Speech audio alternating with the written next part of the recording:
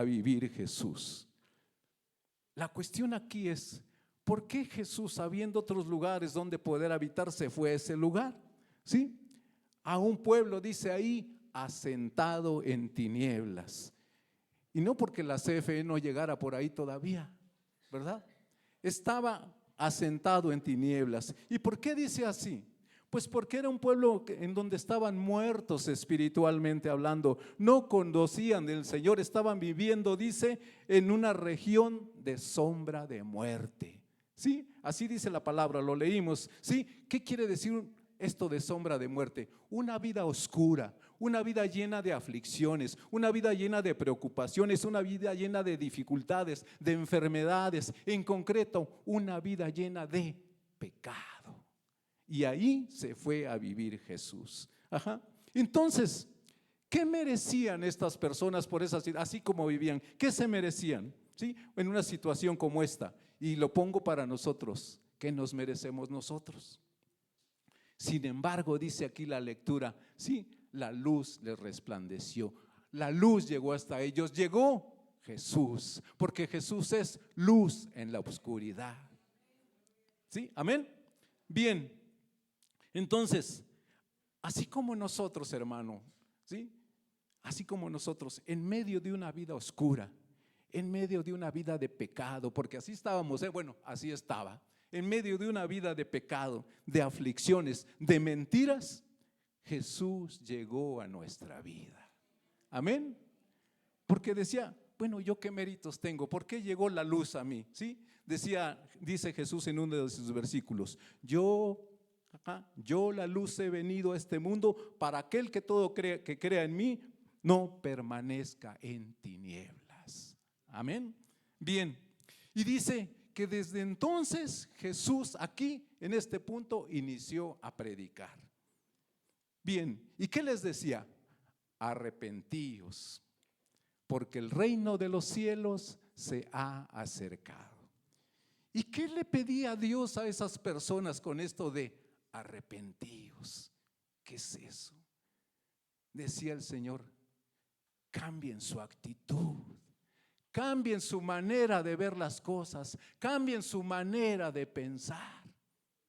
¿Sí? A eso se refiere el Señor, cambiemos ese tipo de cosas. Entonces, sientan dolor por aquellos pecados que ustedes han cometido y por los que van a seguir cometiendo. Sientan ese dolor aquí en el corazón, ¿sí? Porque el reino de los cielos se ha acercado. Porque yo, Jesús, me he acercado a ustedes, he llegado a ustedes. El reino de los cielos se ha acercado. Amén. Bien, entonces llegó el punto. ¿Por qué escogió Jesús a ese pueblo? ¿Que no acaso merecían un castigo? Porque yo me sabía el versículo de aquello de que lo que siembras cosechas. Entonces, por ese tipo de comportamiento, ¿no merecíamos un castigo? Y lo comparaba conmigo y me cuestionaba. Yo pecador, sin mérito alguno, ¿por qué decidió Jesús llegar a mi vida? Y usted dígaselo. Yo pecador, que no hice ningún mérito, ¿por qué Jesús decidió llegar a mi vida? ¿Sí? ¿Por qué me escogió a mí? ¿Qué de especial hice yo? Yo que era un gentil como todos aquellos que vivían allí en Capernaum, ¿sí? ¿No se supone que yo merecía un castigo? ¿No se supone que yo merecía juicio por eso? Por eso, lo que se siembra, se cosecha. Amén. Bien, entonces con esos cuestionamientos decía, y vamos a leerlo, Deuteronomio, por favor.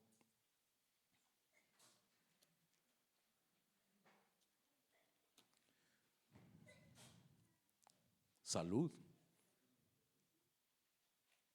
Deuteronomio 18.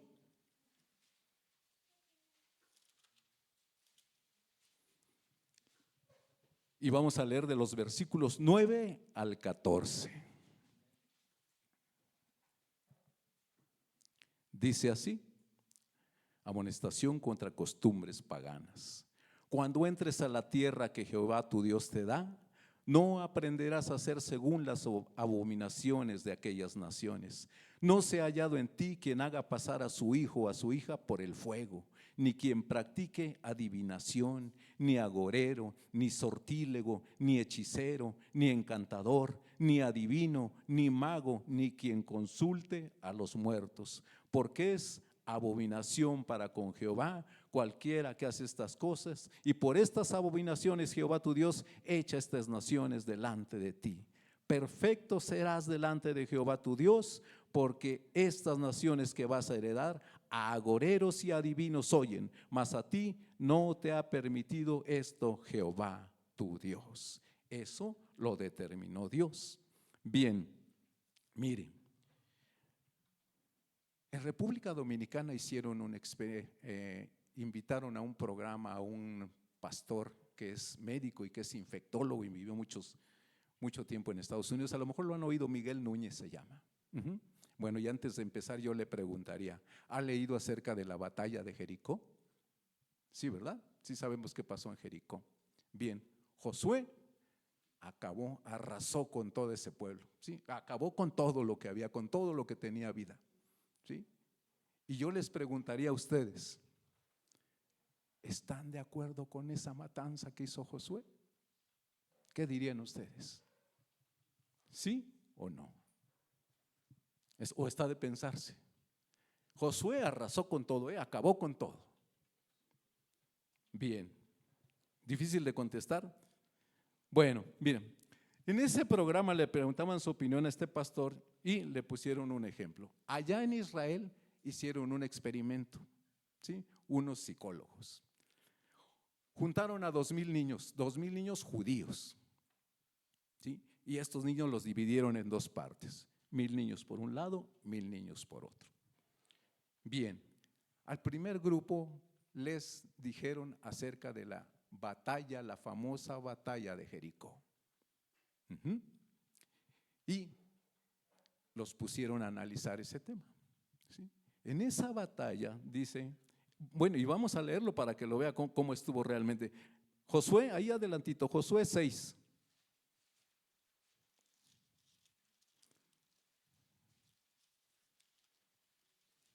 En el versículo número 21.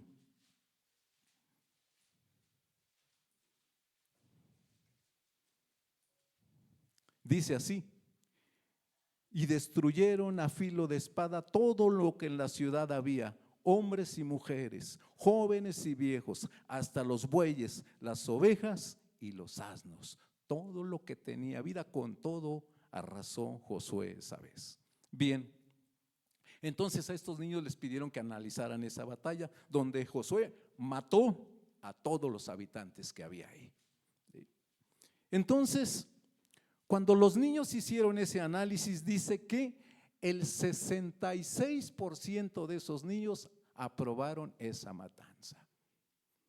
Dice que el 26% estuvieron en contra y hay un 8% ahí volando que me imagino, porque no lo mencionaron, que pues se abstuvieron de opinar. Bien, en la otra aula, en la otra sección donde había otros 1,000 niños, les hicieron la misma pregunta, ¿sí? La misma historia, pero les dijeron que esto había sucedido en China, ¿sí? Y que un tal, póngale un nombre en chino a esta persona, vamos a ponerle Chunchón, por ejemplo, mató a todos los habitantes de una ciudad de ahí de China, que le puede poner, por ejemplo, Chongqing, una ciudad, ¿sí? Y entonces aquí el 80% de los niños estuvieron en contra de esa matanza. ¿Y esto qué quiere decir? Los psicólogos entonces llegaron a una conclusión. Dice que esto demostró que los niños, cuando se les quita la venda, dice, de la religión, óiganlo, porque a nosotros nos pueden quitar esa venda, ¿sí? Son más humanos y tienen una respuesta moral más sana. ¿Qué opinión tienen de eso? Cuando se nos quita la venda de la religión. Eso opinaron los psicólogos. Bien, y entonces intervino el pastor y dijo: nosotros no necesitamos hacer un experimento para determinar cuál iba a ser la respuesta. ¿Sí? No necesitamos hacer un experimento. ¿Por qué? ¿Por qué diría eso? Sí, Yo desde antes, cuando ustedes estaban comentando, yo ya sabía lo que iba a pasar. Eso debía de haber pasado, ¿sí? Si un ser humano, dijo el pastor, va a determinar lo bueno y lo malo, eso que los niños hicieron en la segunda parte del experimento es totalmente correcto, ¿sí? Porque eso lo determinó un ser humano, ¿sí? Ahora, si la persona que me creó, la persona que me sostiene, el dador de vida, con mayor inteligencia, con mayor sabiduría, con más moralidad que yo, que creó incluso ese grupo de personas con las que acabaron, por algo que nosotros no entendemos, determina que hay una razón en particular por la cual aquella población tenga que desaparecer de este mundo, yo debo de aprobar eso. ¿Por qué? Porque Él es Dios y Él hace lo que Él quiere. Amén. ¿Sí estamos de acuerdo? Ok, bueno, hasta ahí vamos bien. Entonces, opero. Si un hombre en China, un hombre igualito a mí, y no Dios, determinó que eso era lo que se tenía que hacer, desaparecer una ciudad completa, un pueblo completo, indiscutiblemente que nosotros vamos a opinar en contra de eso. Pero, si hay alguien superior a mí, que está muy por arriba de mí, que sabe mucho más que yo, que me creó a mí, que me sostiene en la vida, determina todo eso, entonces yo debo de creerle y yo debo de confiar en Él. Amén. Si Dios un día determina, hermanos, acabar con toda esta congregación, ¿está de acuerdo con eso? ¿Y si un hombre lo determina? Vamos a estar en contra de esas medidas. Entonces, mire, y pone un ejemplo, dos ejemplos muy buenos, ¿sí? Cuando uno de nosotros lleva a un pequeñito al dentista, ¿sí? Lo lleva usted al dentista y el niño ve cómo se le acerca el dentista con una aguja y le pretende meter esa aguja ahí entre sus encías. ¿Qué va a hacer el niño? Pero ¿qué le va a decir usted? No te preocupes, eso es muy bueno para ti, aunque te duela. Aunque te duela, es muy bueno para ti.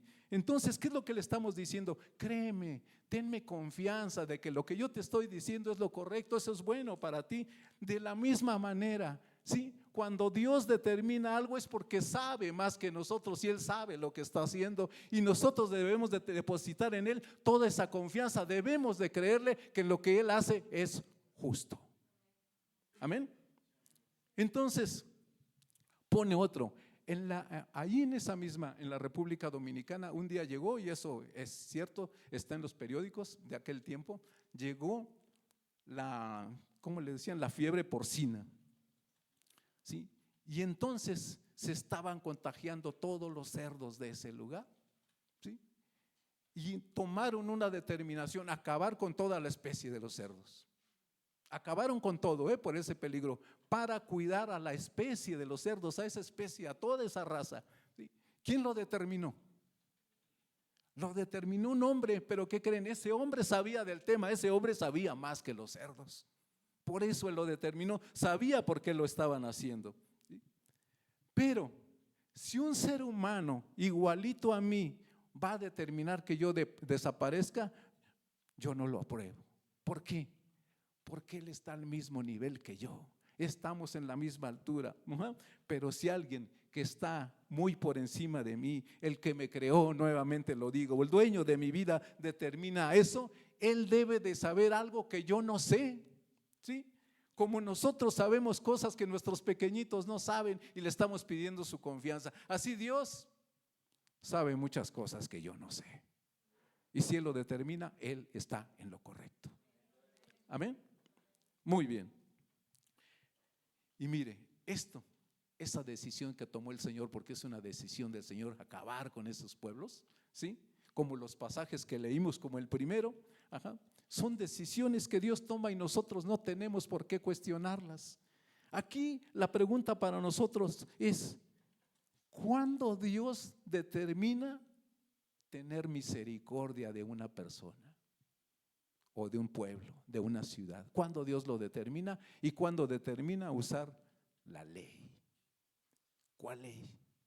¿De cuál ley estamos hablando? Vamos a leer ahí donde leímos, pero ahora en Deuteronomio 19, por favor. De los versículos 15 al 21. Dice ahí leyes sobre el testimonio.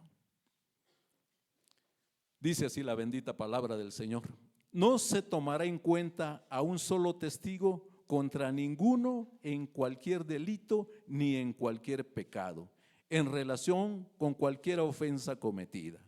Solo por el testimonio de 2 o 3 testigos se mantendrá la acusación.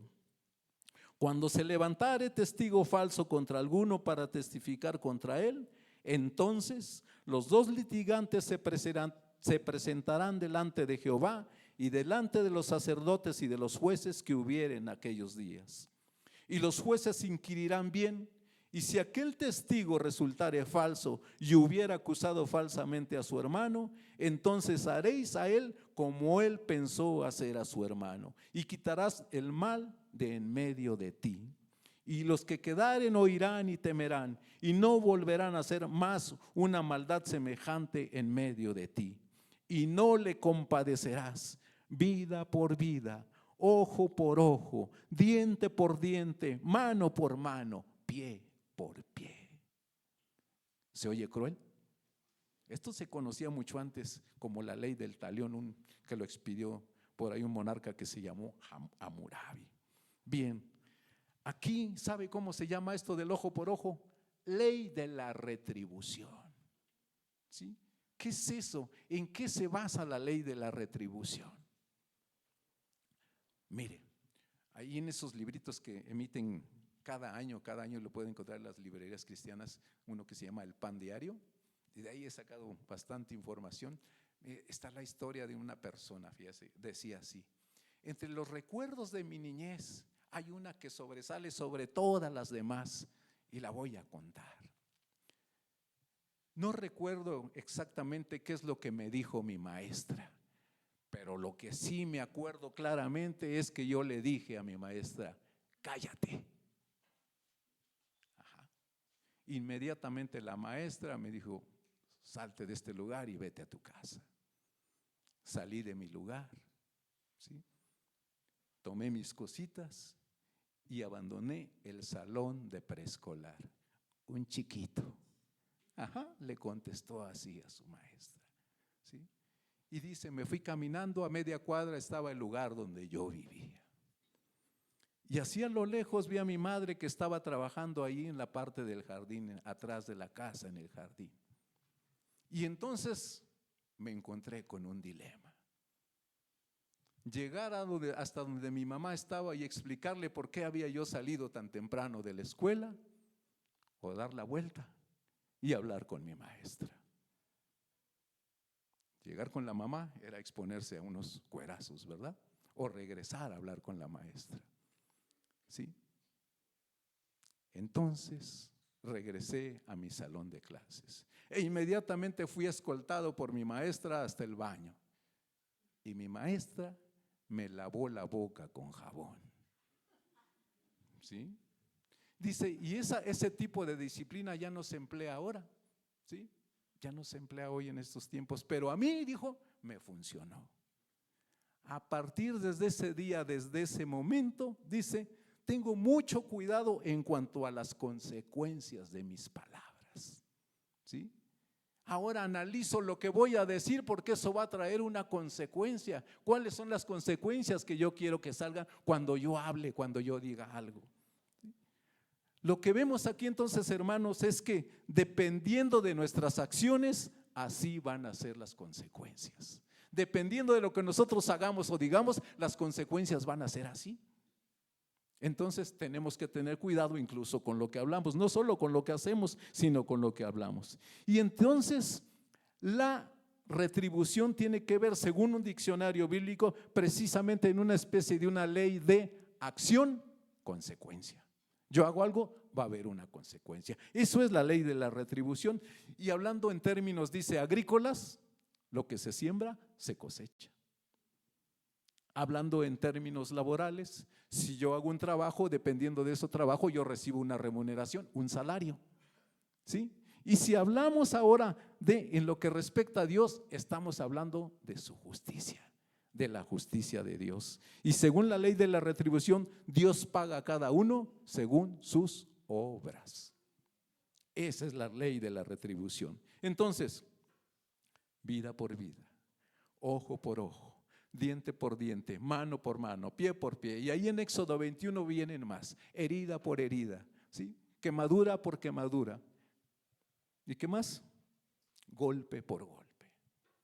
Así es la ley de la retribución. Y entonces, la ley de la retribución, hermanos, estableció el principio de que el castigo tiene que ser acorde con el crimen. Mientras o cuanto más grave sea el crimen, más dura, más severa va a ser la pena o el castigo a aplicar. Esa es la ley de la retribución. Amén. Bien, entonces si definiéramos nosotros el término retribución, así llanamente quiere decir recompensa o pago de algo. Eso quiere decir retribución. Y en teología es la recompensa por una conducta estimada buena o el castigo por una acción considerada como mala. Esa es la retribución. Bien, entonces, acompáñeme por favor a Segunda de Tesalonicenses, si me hace favor.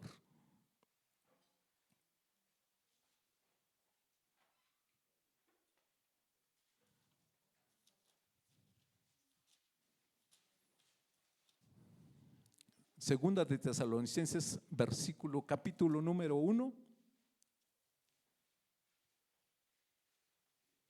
¿Ya está ahí? Versículos del 6 al 10. Porque es justo delante de Dios pagar con tribulación a los que os atribulan.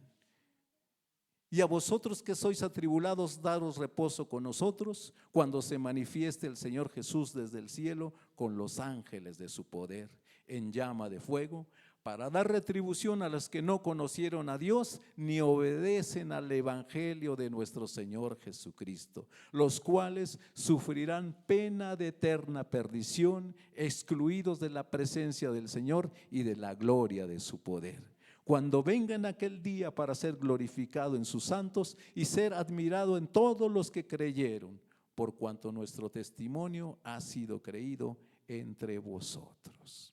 Muy bien, llegados a este punto, vamos a recordar un poco de la historia de Jacob, ¿sí? Ya nos la sabemos, creo, pero es bueno que la recordemos. Bien, Jacob engañó a su padre Isaac, haciéndose pasar o suplantando a su hermano Esaú, robándose la bendición que le pertenecía a este último, a su hermano. Y ya previamente Jacob se había apoderado de la primogenitura, ¿sí? Y con esto todos los derechos que le correspondían a Esaú por ser el hijo mayor. Y todo sabe por qué, dice la palabra, por un pan y un plato de lentejas, ¿sí?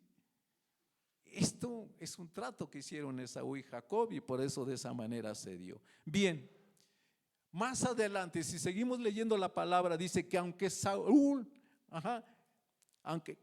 clamó con una muy grande exclamación y lloró, hermanos, dice aquí amargamente, ¿sí? En la cultura antigua lo dicho no se podía retirar, lo que se decía ya no se podía retirar, ya no es como los tiempos de ahora, sí. Y siempre ponemos de ejemplo a los políticos, decimos una cosa y decimos que eso no fue, ¿sí? O estábamos en un lapsus o lo malinterpretamos y retiramos esas cosas, pero en aquel tiempo de la antigüedad bíblica, la palabra de un hombre sí valía, hermanos, la palabra de un hombre tenía poder y no se necesitaba firmar para darle ese valor, ¿sí? Era la palabra la que valía. Entonces, las palabras de bendición exclamadas por Isaac tenían poder y estaban también respaldadas por el poder del Señor, por lo que Isaac no se podía retractar, no se podía echar para atrás de esa bendición que ya le había dado a Jacob. Amén. Bien, llegamos a Génesis capítulo número 27. Acompáñenme ahí, por favor.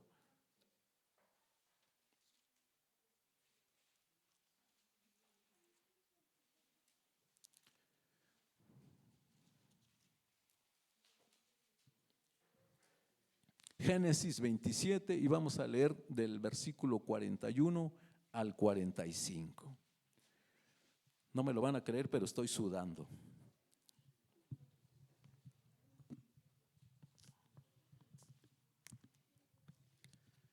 ¿Ya llegaron?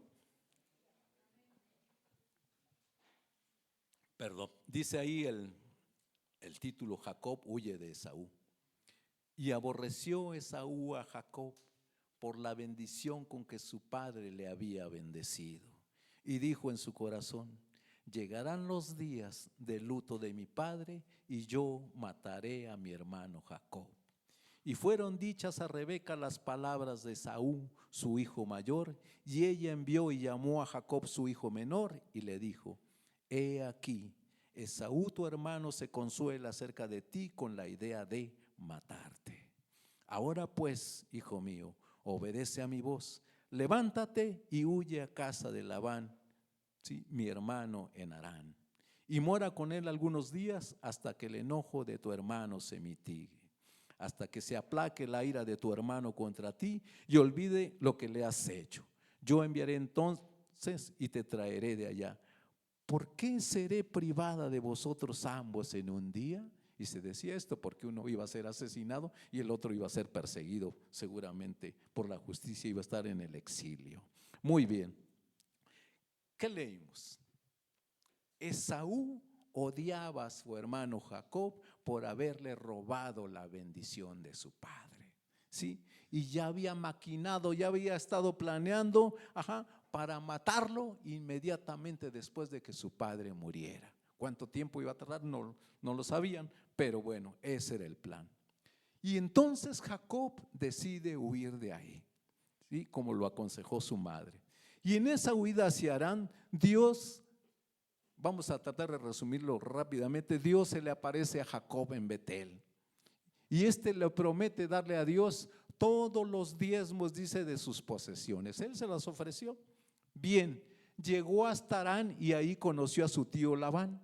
Y después de una serie de trampas y de tretas entre ambos, durante 20 años que estuvo trabajando ahí con él, Jacob decide huir de ese lugar y se va con sus mujeres. Tuvo 2 mujeres ahí, que son Lea y Raquel, y sus siervas. Por ellas trabajó todo ese tiempo ahí. Bien, sus hijos y todo su ganado. Aunque al final Labán y Jacob hicieron un pacto de paz, de no agresión entre ellos. Muy bien. Llegamos a un capítulo que es el número 32. Jacob se prepara para el encuentro con Saúl. Jacob entonces tiene que regresar a Canaán y sin duda que se va a encontrar con su hermano. Entonces, ¿qué hace él? Envía mensajeros hacia su hermano con un informe de todo lo que había hecho en esos últimos 20 años, informándole pues de que estuvo con su tío allí, ¿sí? Y con una petición especial. ¿Cuál era esa petición? Una petición de gracia, una petición de favor, una petición de perdón, ¿sí? Entonces dicen que los mensajeros regresan de ver a Esaú y le informan que su hermano, que Esaú, viene a su encuentro con 400 hombres con él, ¿sí? ¿Qué pensó Jacob? ¿Qué dijo Jacob? Cuando a le informaron que su hermano mayor se acercaba, tuvo temor. Venía aquel hermano que con engaños le había quitado la porción de la herencia familiar que le correspondía a él por ser el hijo mayor, por ser el primogénito, al que le había arrebatado la bendición por la cual amargamente lloró, ¿sí? Y que había asegurado que lo iba a matar. Venía hacia él con 400 hombres y entonces, ¿qué podía esperar Jacob? Otra vez, lo que se siembra, se cosecha. Amén. Bien, pero si nos vamos a ese capítulo 32, acompáñenme por favor.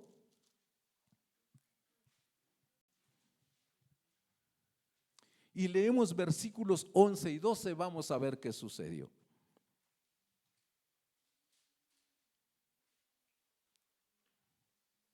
Vamos a leerlo.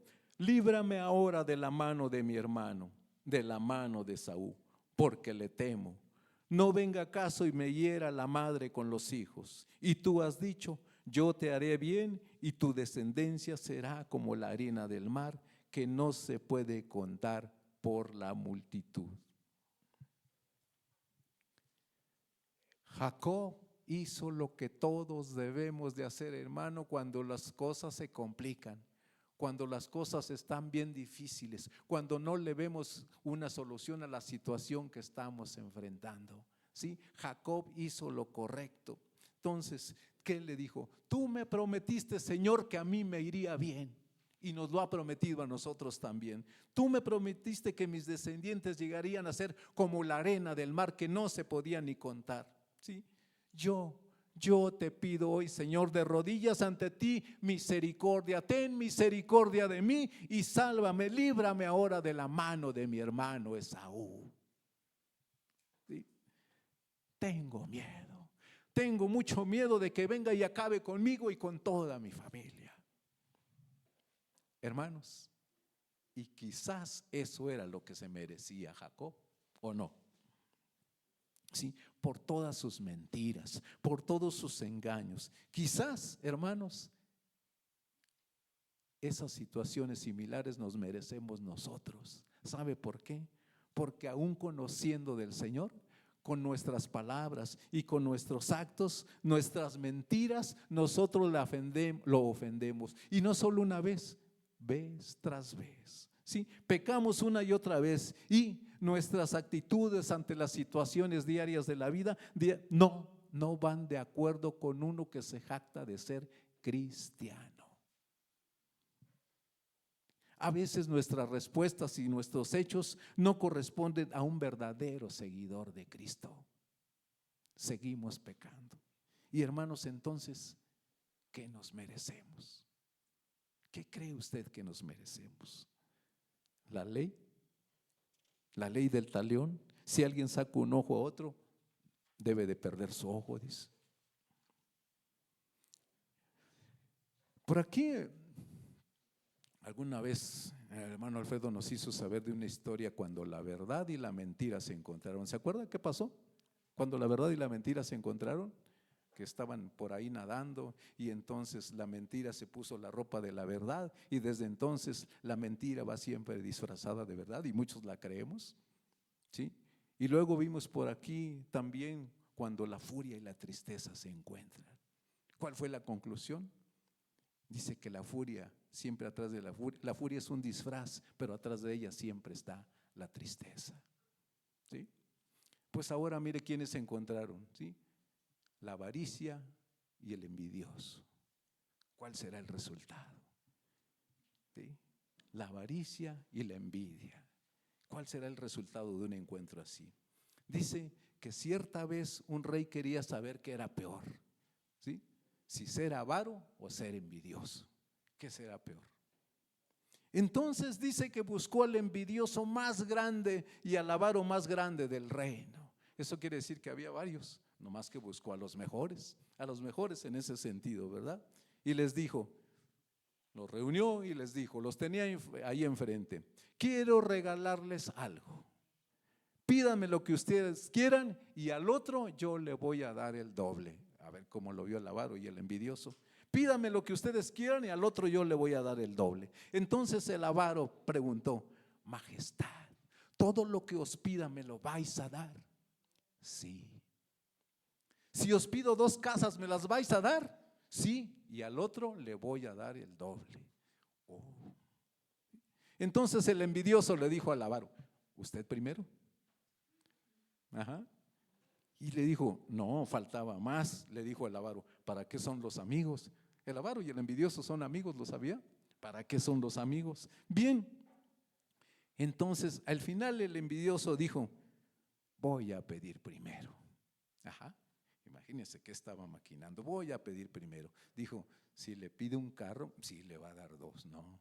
Si le pide una casa, le va a dar 2, no. Ya sé. Le voy a pedir una esposa a ver qué hace con 2. Si con una no puede. No es cierto, esa no es parte de la historia. ¿Sí? Dijo, ya sé, fíjese, quiero que me saquéis un ojo, le dijo el rey, porque de esa manera al otro le iban a sacar los 2. ¿Sí? Así piensa el envidioso. ¿Ah? El envidioso prefiere sufrir para que el otro sufra más, en lugar de procurar estar bien para que el otro también esté bien. ¿Sí? Así es el envidioso y así también es el avaro. Entonces con esas personas ni se meta. Bien, bueno, hermanos, ya vimos esto de la retribución. Ya vimos que no nos hemos comportado adecuadamente. Ya vemos que lo que nos merecemos es castigo. Ajá, es juicio, eso es lo que nos merecemos. Ajá. Los tiempos ahora están así, ¿qué nos merecemos ahora? Pero hermanos, a pesar de todo esto, a pesar de ser como somos, a pesar de nuestro comportamiento, a pesar de que ofendemos a Dios con cada uno de nuestros actos y nuestras palabras, hay algunas ocasiones, o tal vez muchas ocasiones, cuando en nuestra vida llegan cosas buenas, sin merecerlas. Cuando nosotros menos lo esperamos, llegan a nuestra vida cosas buenas. Acuérdese de una, cuando usted estaba mal y llegó a su vida algo que es realmente bueno. ¿Sí? En ocasiones llegan a nuestra vida bendiciones. Y no es que nosotros nos las merezcamos, hermano. Hacemos a un lado esa ley de la retribución y llegan a nuestra vida cosas que son por gracia, por misericordia del Señor, porque así lo determinó Él que fuera, a pesar de nuestro pasado, a pesar de lo que hagamos, Él lo determinó así. Y mire, vamos a leer Génesis, por favor, Génesis 33. Ahí enseguida. Y vamos a leer del versículo número 1 al 4. Mire qué dice ahí: reconciliación entre Jacob y Esaú.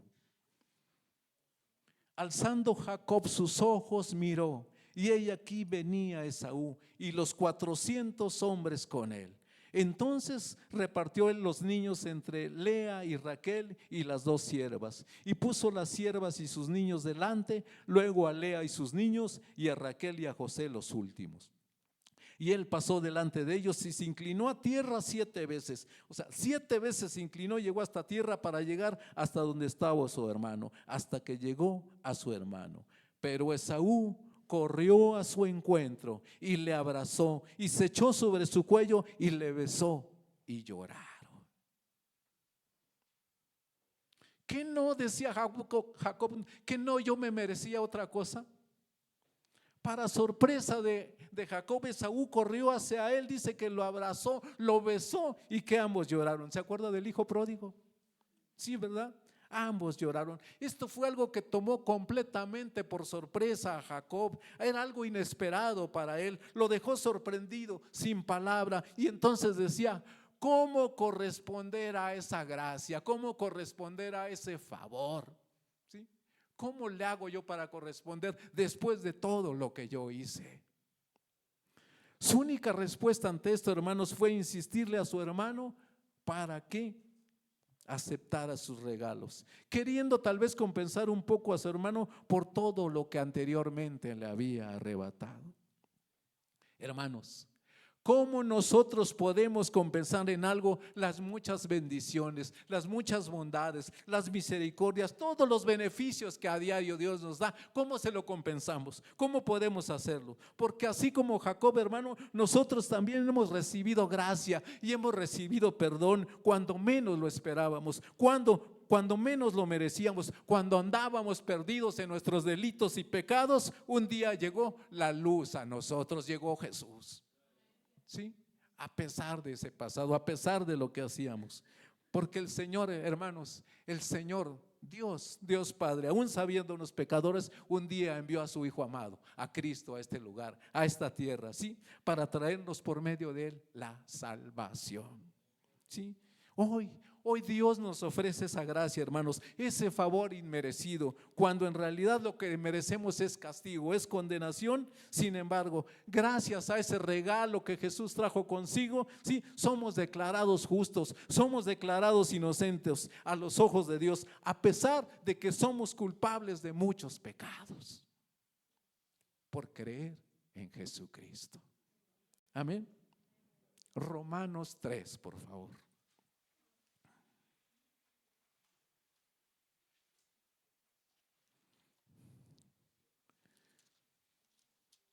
Y vamos a leer del versículo número 23 al 25. ¿Ya estamos ahí?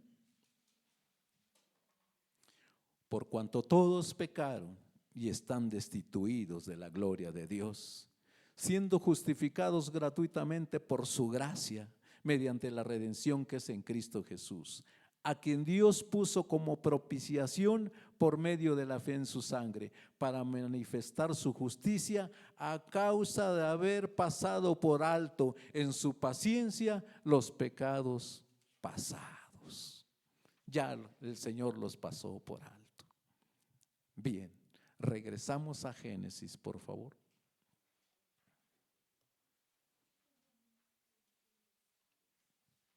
Estábamos en el capítulo 32, ¿verdad? 33. Sí, ahora vamos a leer del versículo número 5 al versículo número 11.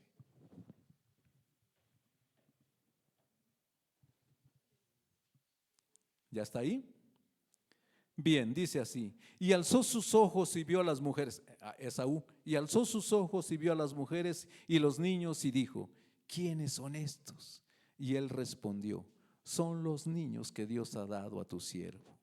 Luego vinieron las siervas, ellas y sus niños, y se inclinaron. Y vino Lea con sus niños y se inclinaron. Y después llegó José y Raquel y también se inclinaron. Y Esaú dijo: ¿qué te propones con todos estos grupos que he encontrado? Y Jacob respondió: el hallar gracia en los ojos de mi Señor.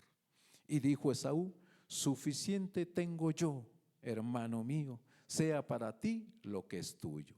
Y dijo Jacob: no, yo te ruego, si he hallado ahora gracia en tus ojos, acepta mi presente, porque he visto tu rostro como si hubiera visto el rostro de Dios, pues que con tanto favor me has recibido. Acepta, te ruego, mi presente que te he traído, porque Dios me ha hecho merced y todo lo que hay aquí es mío. E insistió con él y Esaú lo tomó.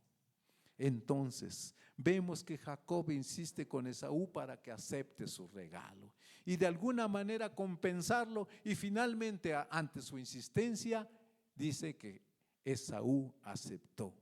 Hermanos, Esaú aceptó, pero lo que nunca podremos hacer nosotros es retribuirle a Dios por todo lo que Él ha hecho por nosotros, ¿sí? Eso nunca hagamos lo que hagamos, porque todo lo que tenemos, hermanos, es por su gracia, no es por lo que nosotros hayamos hecho, porque el Señor hasta aquí nos ha ayudado. Amén. Lo que sí podemos hacer, hermanos, lo que sí podemos y debemos de hacerlo es como una muestra de agradecimiento a nuestro Dios por esa gracia, por ese favor, por ese regalo inmerecido, es lo siguiente. Vamos a Primera de Juan, por favor.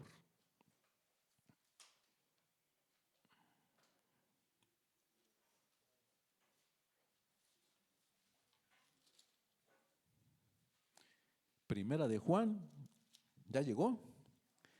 Capítulo 3. Lo que sí podemos hacer, hermanos. Versículo número 11. ¿Qué dice? Porque este es el mensaje que habéis oído desde el principio, que nos amemos unos a otros. Eso es algo que nos manda el Señor, que nos amemos unos a otros. ¿Se podrá hacer, hermano? ¿Se podrá hacer con el hermano que usted tiene atrás, que tiene adelante, que tiene a su lado izquierdo y a su lado derecho? ¿Podrá decir eso? No le diga al hermano te amo, porque eso va a sonar a declaración, pero más bien dígale, ¿qué es lo que Dios nos manda? Amémonos los unos a los otros. Eso se lo puede decir a su hermano. ¿Lo quiere hacer? ¿Sí? Amémonos los unos a los otros. Por lo menos eso es lo que tendríamos que hacer. Y versículo número 17 dice así: pero el que tiene bienes de este mundo y ve a su hermano tener necesidad y cierra contra él su corazón, ¿cómo mora el amor de Dios en él? ¿Sí? Si usted ve hermanos en necesidad, si usted ve personas allá afuera en necesidad, ¿sí? ¿Qué dice? Bendígalos, ayúdelos, apoyes, porque eso es lo que tenemos que dar de gracia, lo que de gracia nosotros recibimos. Amén. Bien, ya para terminar, casi para terminar. Apocalipsis 20, por favor, ahí adelantito.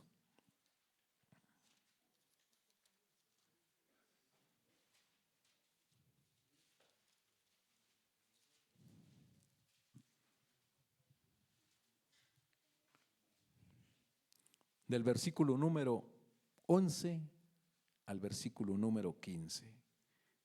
El juicio ante el gran trono blanco. Y dice así: y vi un gran trono blanco y al que estaba sentado en él, de delante del cual huyeron la tierra y el cielo, y ningún lugar se encontró para ellos. Y vi a los muertos, grandes y pequeños, de pie ante Dios, y los libros fueron abiertos, y otro libro fue abierto, el cual es el libro de la vida. Y fueron juzgados los muertos por las cosas que estaban escritas en los libros, según sus obras. Y el mar entregó los muertos que había en él, y la muerte y el Hades entregaron los muertos que había en ellos, y fueron juzgados cada uno según sus obras. Y la muerte y el Hades fueron lanzados al lago de fuego. Esta es la muerte segunda. Y el que no se halló inscrito en el libro de la vida fue lanzado al lago de fuego. ¿Sí? El juicio ante el gran trono blanco. Dice la palabra que el rechazo al evangelio eterno, así dice, tiene por resultado la condenación eterna. Aquí hay retribución. ¿Sí? Bien. Colosenses, por favor. Ya casi terminamos. Colosenses 3.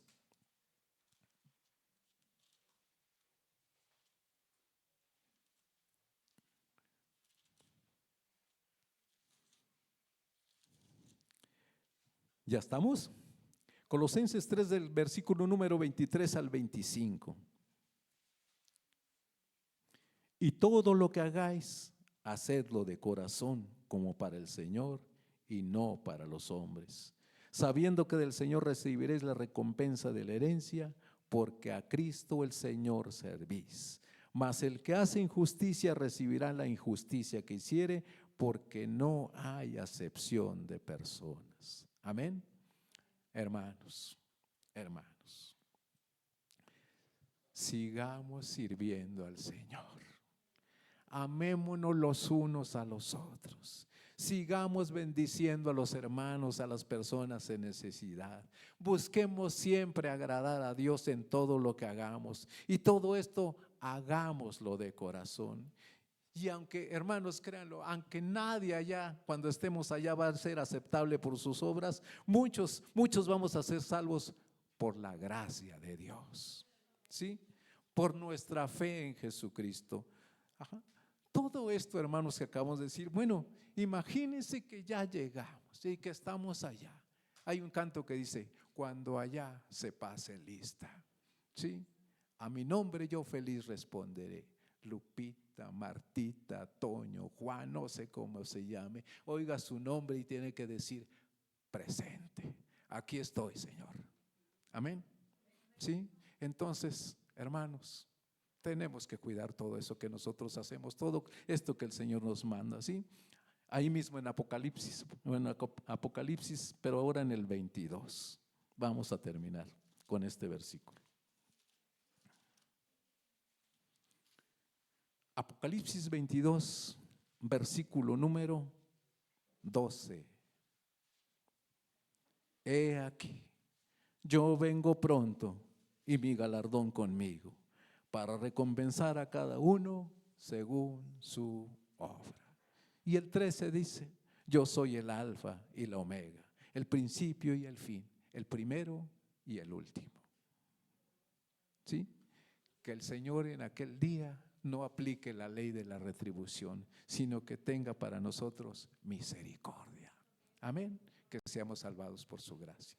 Padre, te damos gracias en esta mañana. Gracias, tarde ya, Señor. Te damos gracias en el nombre poderoso de Cristo Jesús. Destapa nuestros oídos, mi Dios, para oír de esta palabra y podamos, Señor, llevar a la práctica tu bendita palabra, eso que tú nos aconsejas, eso que tú nos pides, mi Dios. Arrepentíos, dice tu palabra, porque el reino de los cielos se ha acercado, mi Dios, y queremos ser parte de aquel reino, el reino tuyo, mi Dios. Queremos hacerlo, sí, creyendo en ti y también como consecuencia hacer obras, Señor. Gracias te damos en esta tarde, en el precioso nombre de Cristo Jesús. Amén y amén.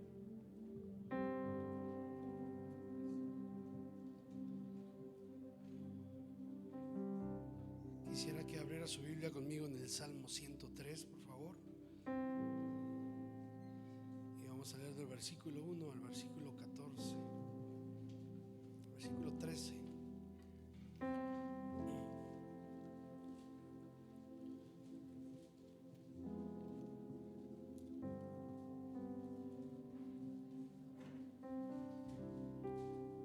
Cuando lo tengan, de un fuerte gloria a Dios. Salmo 103 del 1 al 13 dice así la escritura: bendice alma mía a Jehová, y bendiga todo mi ser su santo nombre. Bendice alma mía a Jehová, y no olvides ninguno de sus beneficios. Él es quien perdona todas tus iniquidades, el que sana todas tus dolencias, el que rescata del hoyo tu vida, el que te corona de favores y misericordias, que sacia de bien tu boca, de modo que te rejuvenezcas como el águila. Jehová es el que hace justicia y derecho a todos los que padecen violencia. Sus caminos notificó a Moisés, y a los hijos de Israel sus obras. Misericordioso y clemente es Jehová, lento para la ira y grande en misericordia. No contenderá para siempre, ni para siempre guardará el enojo. No ha hecho con nosotros conforme a nuestras iniquidades, ni nos ha pagado conforme a nuestros pecados. Porque como la altura de los cielos sobre la tierra, engrandeció su misericordia sobre los que le temen. Cuanto está lejos el oriente del occidente, hizo alejar de nosotros nuestras rebeliones. Como el Padre se compadece de los hijos, se compadece Jehová de los que... ¿De quiénes? ¿De quiénes? De los que le temen. Amén. Creo que Dios derramará esa misericordia sobre cada uno de nosotros. No estamos aquí por ser buenos, estamos aquí por gracia, estamos aquí por misericordia. Dice el versículo 10: no ha hecho con nosotros conforme a nuestras iniquidades, escuche, ni nos ha pagado conforme a nuestros pecados, porque su misericordia es grande. ¿Cuántos dicen amén? ¿Qué le parece si puede levantar su mano y decirle: Señor, gracias por tu misericordia, gracias por tu favor? Haznos entender y vivir, Señor, con esto grabado en nuestro corazón. Entonces, Señor, alabaremos y glorificaremos tu nombre con todo nuestro corazón. Inmerecedor soy de tu gracia, tu perdón, de tu perfecto amor. Indigno soy, no existe nada en mí por lo cual pueda yo pagar tu tierna y dulce paz, tu eterna bondad. Tú me has amado y has decidido estar aquí para abrazarme sin recordarme lo que fui, un pecador que de ti su rostro escondió. No merecía el regalo de tu amor. Yo quiero agradecerte, amarte siempre con gran pasión, como lo has hecho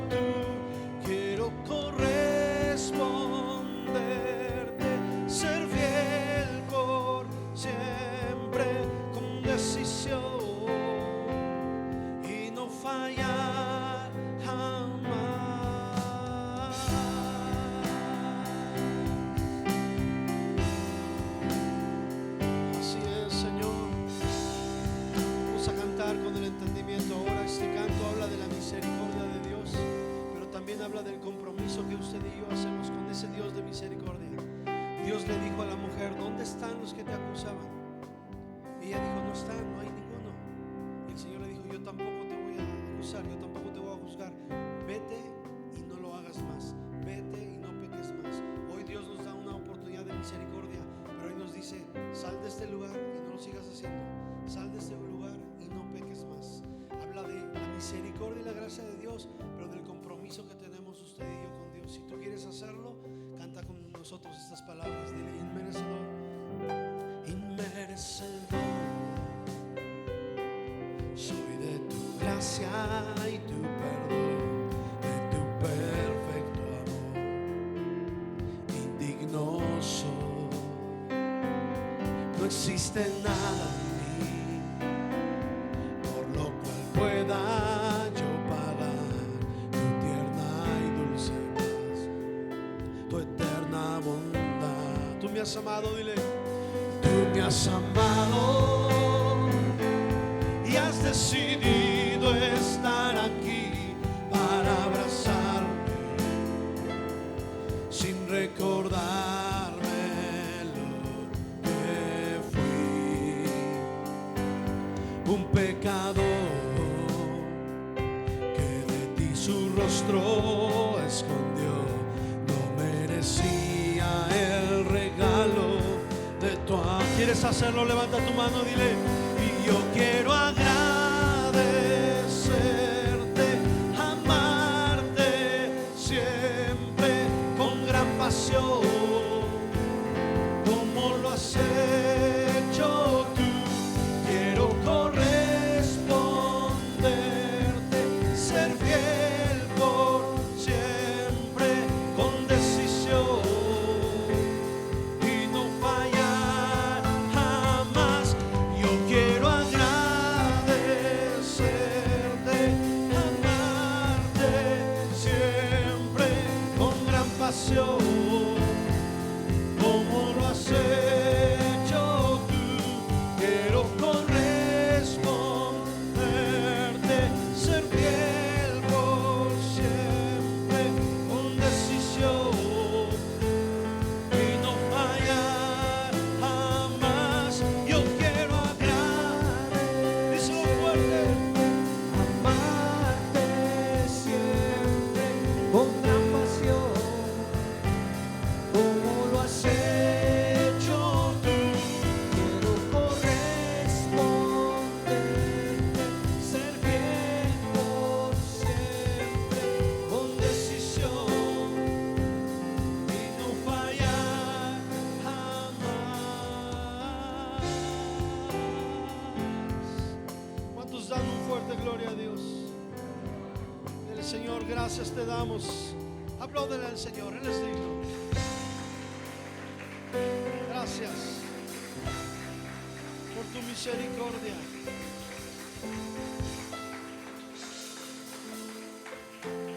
Gracias, Señor. A ti sea toda la gloria, Señor. Gracias porque tú has actuado en gracia y en misericordia con nosotros. Gracias, Señor.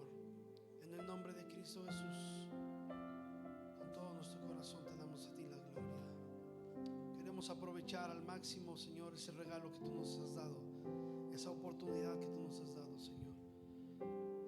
Padre, es por eso que todo nuestro pensamiento, toda nuestra forma de hablar, de actuar, Señor, Padre, sea en señal de gratitud por tu misericordia, por tu gracia y por tu favor, Señor. Tu nombre sea glorificado por siempre, en el nombre de Cristo Jesús. Amén, Señor. ¿Cuántos dan un fuerte gloria a Dios? Qué grande Dios tenemos usted y yo. Amén. Él es bueno y otra vez, no me canso de repetir cada vez que tengo oportunidad de estar en este lugar, digo lo mismo. Hoy es una nueva oportunidad que Dios nos da. Otra vez nos dio oportunidad. Sí. Otra vez nos dio, ¿verdad?, la oportunidad de poder estar aquí y de poder corregir y de poder hacer mejor las cosas. Decíamos en la mañana, con el fin y el propósito de cumplir su perfecta voluntad. Tú y yo estamos aquí con ese propósito, con ese objetivo, poder cumplir la voluntad de Dios en nuestras vidas. Amén. Así es de que